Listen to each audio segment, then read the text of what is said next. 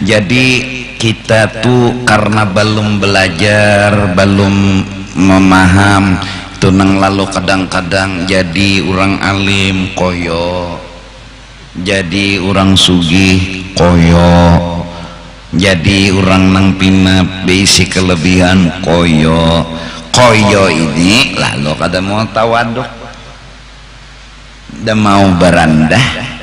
Nah, sedangkan orang bahari ilmu nang nyawa kaji ilmu baneh, makin baisi makin berandah. Amunnya kada mau berandah berarti lalawanannya betinggi. Kenapa jadi betinggi? Nang masuk ilmunya kada bermanfaat, ilmu nang masuk kada baguna, malah membahayakan. Nah, oleh karena itu dari kata kenali diri kau kenal Tuhanmu, duduk bujur-bujur di kehambaan, bujur-bujur duduk. Satu, gak punya apa-apa, gak punya apa-apa. Jadi santai aja, ngaran orang kada bisi apa-apa ngaran kada bisi, santai aja. Datang saruan orang kada dana meheraninya, santai aja, memang kada bisi apa-apa. Mau diapa, mau dimuliakan bisi aja dadah, santai aja muhanya ya kakak itu juga ya kan. Ini pina wah udah nih tuan guru kada dana meheraninya kalau datang ngol tamu bangsa turun ajar hantu tambuna ada bakal guru num apa nang dipinta. Kenapa jadi minta? Karena merasa bahwa seorang punya, sedangkan seorang gak punya apa-apa.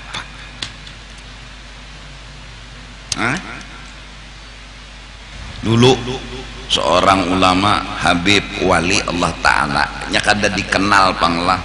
Jadi rombongan maulid ini sudah berdahulu datang di panggung, siap adanya Habibnya aja lagi. Ada Habibnya terlambat datang. Jadi orang santai ya, ruangan sudah hibak, jadi disuruh orang Habib ini duduk di bawah, di ujung duduk aja sidin santai, kada tahu masa orang kada bisi apa-apa. Nah, jadi si rombongan ini juga cengang menghadangi siapa? Nang Habibnya udah duduk di bawah jauh. Jadi kada lawas ada nampinan do. Itu Habibnya jebuhannya lalu jar anak buah nih nampinan atuh sidin situ turunan bertahan mbak sidin di bawah turunnya gabung rombongan ke situ. Akhirnya maulid kada terpakai panggung, sidin pang disuruh duduk di sidin kurang nang nya kada tersinggung, kada maanggap, kada perajuan, santai tekena kita ini anak ketulahan sekampungan kah koyo banar, sombong banar, alim seberapa gerang. Nah, bingung orang kenapa jadi rombongan ke situ. Sekalinya itu jebuhannya tukang patehakan pemimpinnya di situ, bapak kami di atas ini. Lalu ada ulama yang berkata di pojok lain, man tawadha'a rafa'ahullah, barang siapa merendahkan diri Allah yang mengatur cara memuliakannya. Rombongan turunan ke situ bertahan, kumpul sebertaan ke situ. Di situ apa kasidah takajud panitia kenapa bakas dari situ. Jadi jar bubuhan rombongan ini datu kami ketuanya di sini ya Pak. Allah yarham guru Bangil bilanya ikut haul di Jawa lawan abah guru itu di ujung-ujung duduk sambil melihat ahlak-ahlak orang soleh. Santai aja nya kada bisi napa-napa tadi pang, lalu santai muha. Jadi maksudnya tuh kada membedakan ada membedakan. Jakanya tuan guru tuh diambili orang bojek umpat, diambili orang bebeca umpat, wajar Kenapa? Nang kada bisi apa-apa nih syukur juga diambili bebeca nih kada. Kenapa nyoba bebeca ambilin dah buang malnya enggak ada baadep lalu hantu ini kada bermanfaat ilmu kada berberkat maka berandah cirinya ilmu padi. Malah jaka orang tuh mengambil bebeca bebuat karena buliknya diantarakan orang bebeca ada duit bari nang mengantarakan tadi pulang. Nah berbuat baiklah kepada orang yang berbuat baik walau seadanya, akhlak pulang. Jaka bahasa Banjar tukang beca tuh punya rahasia, punya kelebihan sidin milik Allah, berarti kisah Allah nih, berarti Allah nang maambili kita, Allah nang maatarakan kita. Minta Allah ini bahasa tauhid nih, mustahil Tuhan jadi tukang beca. Itu paham sudah, kajiannya bertahun-tahun sudah. Ini maksudku pembicaraan kalimat. Nah kalau Allah baik lawan kita, kita harus baik lawan Allah. Terus apa nang kita julung? Ya pemberian. Nah terus karena kada kawa mendatangi Allah, julung lawan sidin ini yaitu tukang beca. Matang. Jadi gitu tukang beca. Sudah guru dibari tuan rumah lain, indah lain. Ya harusnya kayak itu. Karena saruan pulang. Pian kada diambil guru lah. Kada apa-apa. Saya kalau pian berjalan sehat jago aja sudah. Anak santai aja kada tersinggung ada pak. Kayak itu akhlak. Lalu kada mengalihi orang, kada membebani orang. Ini orang sudah miskin dibebani beban hidup orang. Apalagi nang dijulung ban setum, ban terak.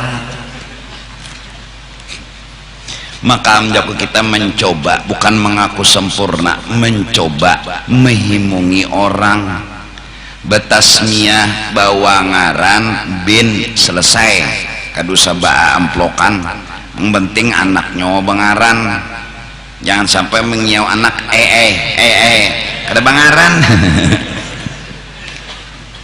Nah, mun hendak menjulung duit silahkan mahadiah mu kada apa nang penting batasmiyah. Nah benikahan sama, penting urusan di kuah selesai di sana, bawalija lagi di sini selesai. Yang penting akad nikah selesai, menolongi, menyamani, memudahkan orang. Itu pun kita kadang ngaku sempurna, kita mencoba melayani, menghimungi, membahagiakan orang. Kada usah diberi duit, kada apa-apa. Ikam tahulah, yang penting ikamnya nang nikah selamat sudah. Nah maka aku nang menikahkan ini tepapalit juga pahala, tepalit. Kalau hitung-hitung orang bakal ikam maaf lah kada merendahkan, njulung amplok kandal sampai misalnya 7 triliun sekalipun kededa artinya dibanding aku umpat dapat pahala itu di akhirat. Kena bapakku menghurufkan atau membedakan atau merendahkan akhirat, aku disuruh merendahkan dunia karena dunia daniyah, dinamakan dunia karena hina, dihina, direndahkan pahala. Maka padilatnya minta kelajar betutoy sekali sama membunuh 70.000. Nah ya Allah ujar nang laki sekali lagi 70.000 kali 2. Nah, jadi jar nang bini tuntung sudah sekali pulang 70.000 kali 3. Nah kalau sekali ini kada Yahudi nang mati, aku nang mati jeneng mati.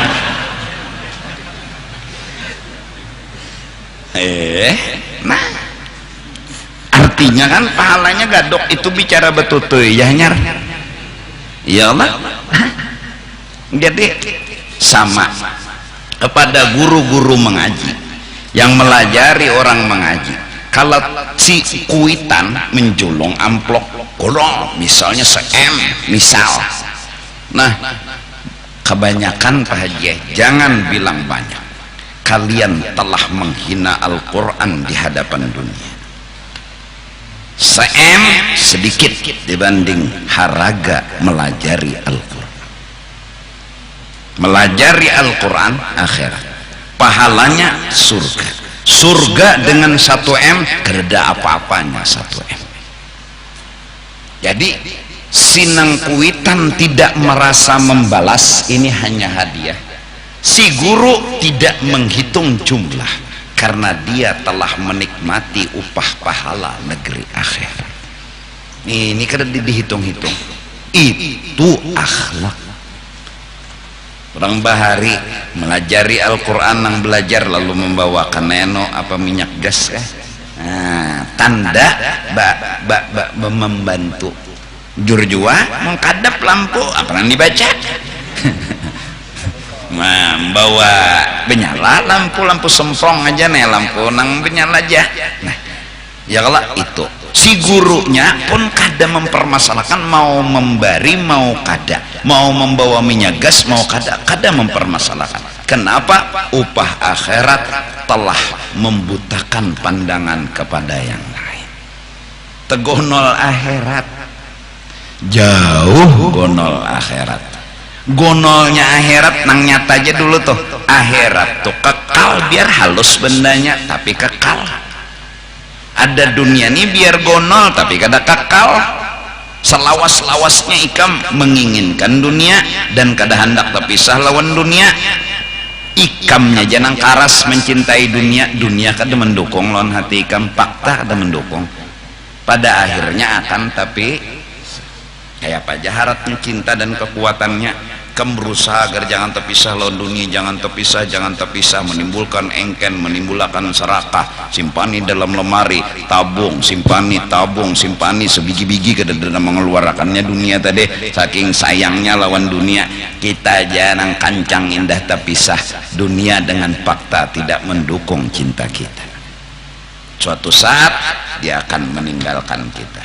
Namun ada satu kenyamanan yang kita indah terpisah, fakta mendukung. Kada mau coba pisah lawan kita. Di mana kenyamanan itu? Di akhirat, bukan di sini. Letakkanlah cinta pada tempatnya. Jangan mengarasi cinta tapi fakta kada mendukung.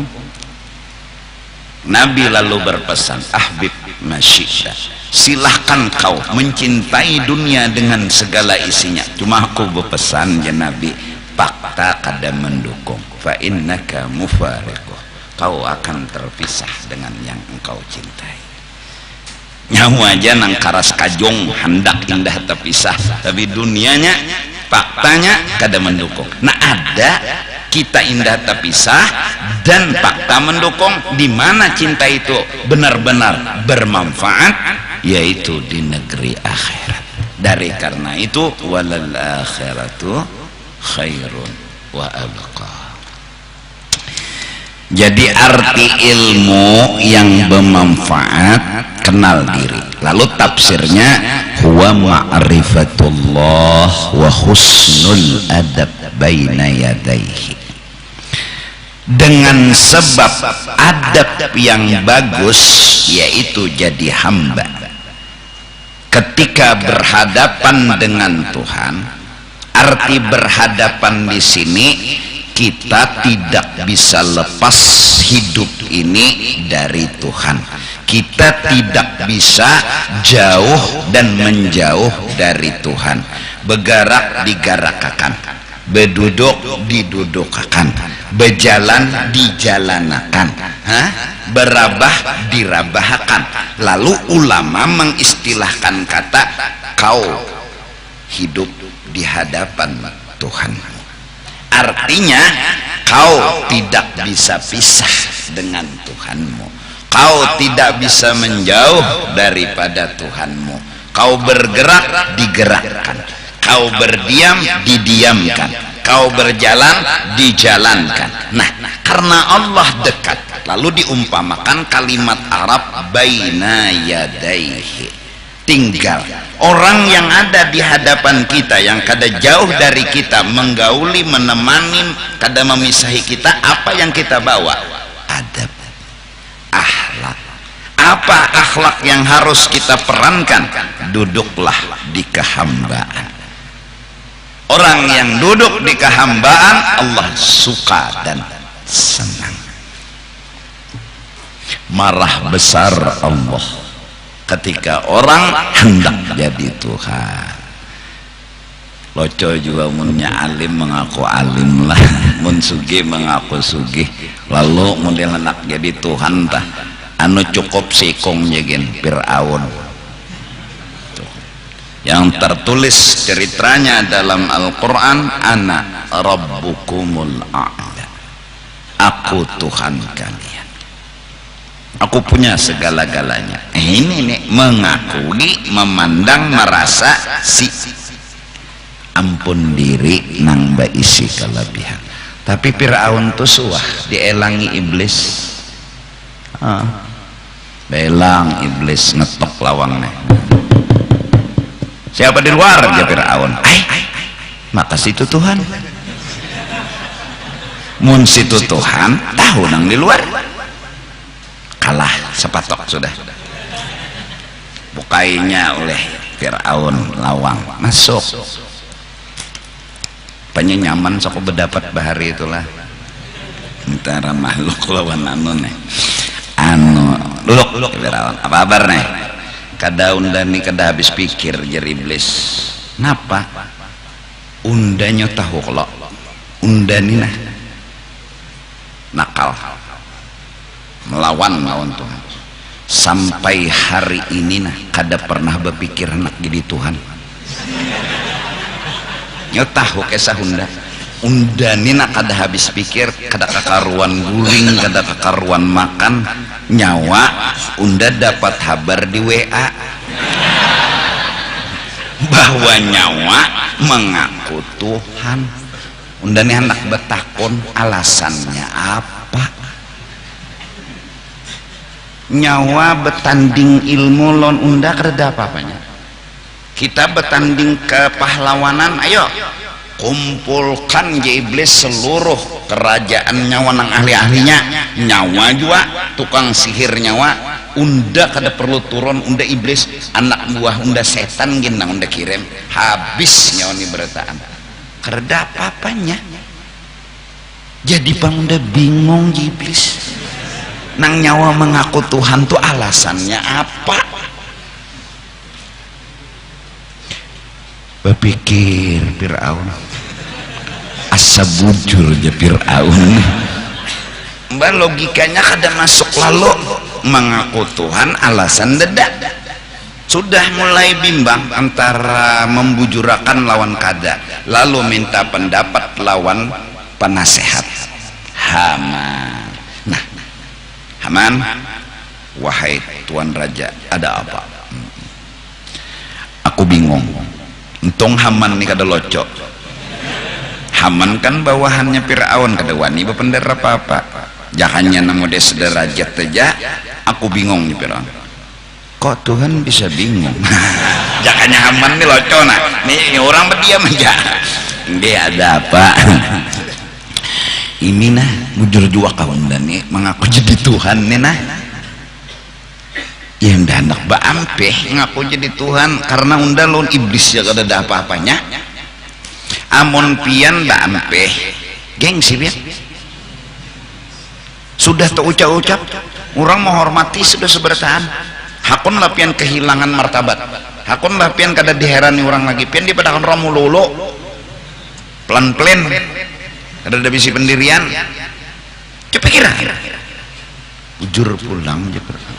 Nah ini penasehat nang menjerumuskan akhirnya ancang pulang jadi Tuhan. Nah kada apa-apa kita tuan guru nih lah bila pinakoyo sombong apalagi mengaku harap kalau dielangi iblis. Aku takutan kalau dielanginya oleh iblis apa jawaban tuh aja. Nang sugi-sugi nang koyo-koyo nang somosok kalau belang iblis maka iblisnya alim juga. Assalamualaikum. Ayo nyawa mengaku sugih suahkan jejak surga aja iblis suah ulang bulik di surga zaman nang hatan imbah kada mau sujud benar diusir dari surga. Itu pun masih sawat masuk menyelinap lewat ular bermasuk ke dalam parut ular karena ular masih keluar masuk bebas. Nyawa di siapa gerang iblis ngaku sugih nda suah di surga bahkan nang alim-alim nang koyo-koyo seberapa kealiman nyawa dosen koyo unda jer iblis tahulah unda dosennya para malaikat tuh murid unda asalnya di langit pertama unda maajar di langit kedua unda maajar. Iblis pernah jadi guru cumanya kada suah mengaji Nur Muhammad itu iblis tuh kada mengaji sabab kada mengaji rahasia. Jakanya mengaji rahasia di dalam diri Nabi Adam ada sir, ada kelebihan yang Allah kasih yang harus dihargai. Kelebihan masing-masing ada, maka karena itu orang yang beriman orang yang menghargai orang lain karena di awak orang lain ini ada sir yang diberi oleh Allah dengan kelebihan masing-masing. Jangan kau hina siapapun apalagi orang itu Islam karena sesungguhnya martabat orang Islam lebih tinggi daripada martabat Baitullah. Baitullah nggak boleh dihina dan direndahkan apalagi orang Islam.